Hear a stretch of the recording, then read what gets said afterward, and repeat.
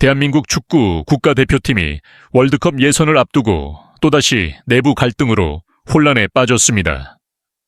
주장 손흥민과 홍명보 감독 사이에 갈등이 표면화되면서 대표팀 분위기가 악화된 가운데 홍명보 감독이 팔레스타인전 선발 명단에서 손흥민을 비롯한 주요 선수들을 제외시킨 사실이 드러나 팬들과 선수단 모두 큰 충격에 빠졌습니다. 손흥민은 이에 대해 홍명보 감독이 이런 짓까지 할 줄은 몰랐다며 강하게 반발하며 분노를 표출했습니다. 손흥민은 지난 쿠웨이트전에서 부상 복귀 후 팀의 중요한 득점을 기록하며 자신의 가치를 증명했지만 이후에도 홍 감독과의 관계는 좀처럼 개선되지 않았습니다. 특히 손흥민은 부상 회복 이후에도 대표팀에서 배제되거나 출전을 제한받는 상황이 이어졌고, 이러한 배경에는 홍 감독과의 개인적인 갈등이 큰 영향을 미쳤다는 의견이 많습니다.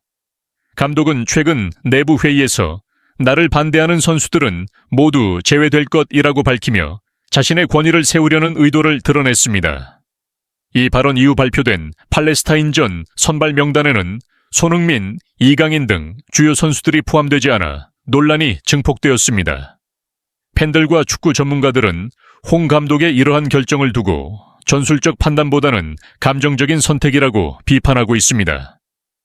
선발 명단 발표 이후 한 인터뷰에서 손흥민은 나는 지금까지 팀을 위해 최선을 다해왔다. 하지만 홍명보 감독은 선수들을 신뢰하지 않고 팀을 분열시키고 있다며 감독 체제에 대한 실망감을 숨기지 않았습니다. 그는 이어 축구는 개인의 감정이 아닌 팀워크로 이루어진 스포츠다. 감독이 이런 식으로 팀을 이끈다면 대표팀의 미래는 없다고 강한 어조로 비판했습니다. 손흥민의 이러한 발언은 선수단 내에서도 큰 지지를 얻고 있습니다. 한 익명의 대표팀 선수는 우리는 모두 손흥민의 의견에 동의한다. 홍 감독은 우리의 의견을 무시하며 자신의 권위만을 고집하고 있다. 이러한 환경에서 좋은 결과를 기대하기는 어렵다고 말하며 현재의 팀 분위기를 전했습니다. 홍명보 감독은 올해 7월 부임 당시부터 논란의 중심에 있었습니다.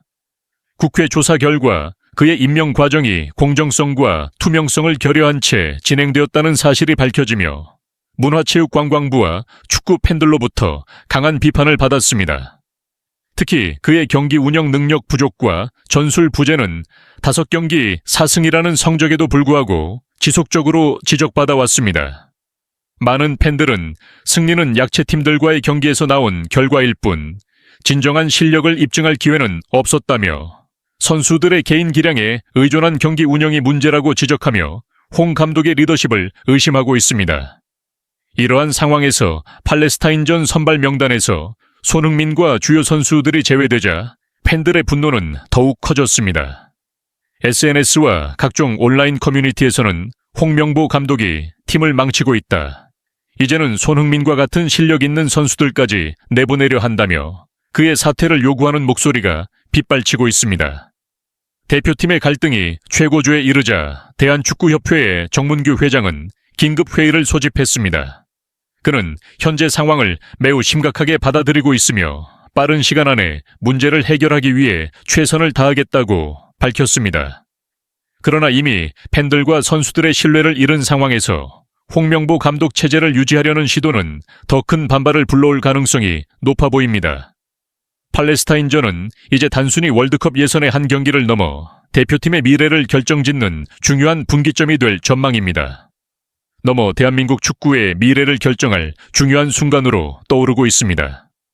과연 대한축구협회가 이 사태를 어떻게 해결하고 손흥민과 대표팀 선수들이 다시 하나로 뭉칠 수 있을지 귀추가 주목됩니다. 홍명보 감독이 이끄는 한국 축구 대표팀이 탄탄한 중심축을 바탕으로 연승을 질주하며 압도적인 경기력을 선보이고 있습니다. 대표팀은 2026 국제축구연맹 월드컵 아시아 3차 예선 B조에서 선두를 굳건히 지키고 있으며 본선 진출에 한 걸음 더 다가섰습니다. 대표팀은 예선 첫 경기에서 팔레스타인과 0대0으로 비긴 이후 4연승을 거두며 4승 1무, 승점 13점으로 조 1위를 기록하고 있습니다. 2위인 요르단과는 승점 5점 차이를 벌리며 아직 예선 반환점을 막 지난 상황임에도 불구하고 한국 대표팀은 월드컵 11회 연속 본선 진출이라는 목표를 가시권에 두고 있습니다. 홍명보 감독은 지난 7월 대표팀 감독직에 부임했을 당시 여러 우려를 받았습니다. 그러나 4개월 만에 대표팀의 완벽한 조직력을 바탕으로 연승 행진을 이끌며 이러한 우려를 불식시켰습니다. 대표팀의 중심축은 공격형 미드필더 이재성, 중앙 미드필더 황인범, 중앙 수비수 김민재, 그리고 골키퍼 조현우로 구성되어 있습니다. 이들은 공격과 수비 양면에서 중요한 역할을 하며 대표팀의 중심을 잡아주고 있습니다. 이들은 안정적인 경기력을 바탕으로 팀 전체를 이끌고 있으며 손흥민 선수가 부상으로 이탈했던 상황에서도 대표팀이 흔들리지 않고 연승을 이어갈 수 있었던 핵심적인 이유이기도 합니다. 홍명보 감독은 부임 이후 다양한 선수를 대표팀에 소집하여 점검하고 있지만 중심축 선수들만큼은 거의 모든 경기에서 선발로 출전하고 있습니다.